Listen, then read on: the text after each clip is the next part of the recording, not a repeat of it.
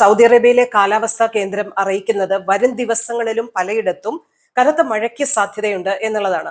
എല്ലായിടത്തും കനത്ത മഴ പെയ്യും എന്നല്ല, മിക്കയിടങ്ങളിലും മിതമായ തോതിലാണ്. പക്ഷെ ചിലയിടങ്ങൾ കേന്ദ്രമാക്കി കനത്ത മഴയ്ക്ക് സാധ്യതയുണ്ടെന്നാണ് കാലാവസ്ഥാ കേന്ദ്രം അറിയിച്ചിരിക്കുന്നത്.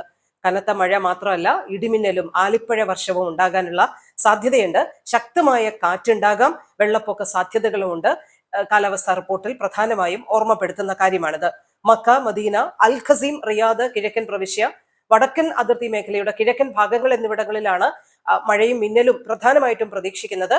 ഈ സ്ഥലങ്ങളിൽ ചിലയിടങ്ങളിൽ മൂടൽമഞ്ഞ് രൂപപ്പെടാനും ശക്തമായ പൊടിക്കാറ്റ് വീശാനും സാധ്യതയുണ്ടെന്നും ഈ റിപ്പോർട്ടിൽ പറയുന്നുണ്ട്. ഈ തബൂക്ക്, ഹായിൽ, അൽ ജൗഫ്, വടക്കൻ അതിർത്തി മേഖല എന്നിവിടങ്ങളിലെ താപനില കുറയും. പൊടിയും മണലും ഉയരാൻ കാരണമാകുന്ന ശക്തമായിട്ടുള്ള ഉപരിതല കാറ്റിനും സാധ്യതയുണ്ടെന്നും കാലാവസ്ഥാ കേന്ദ്രത്തിന്റെ അറിയിപ്പുണ്ട്. അപ്പൊ ആവശ്യമായിട്ടുള്ള ജാഗ്രതകൾ എടുക്കുക എന്നുള്ളതാണ്.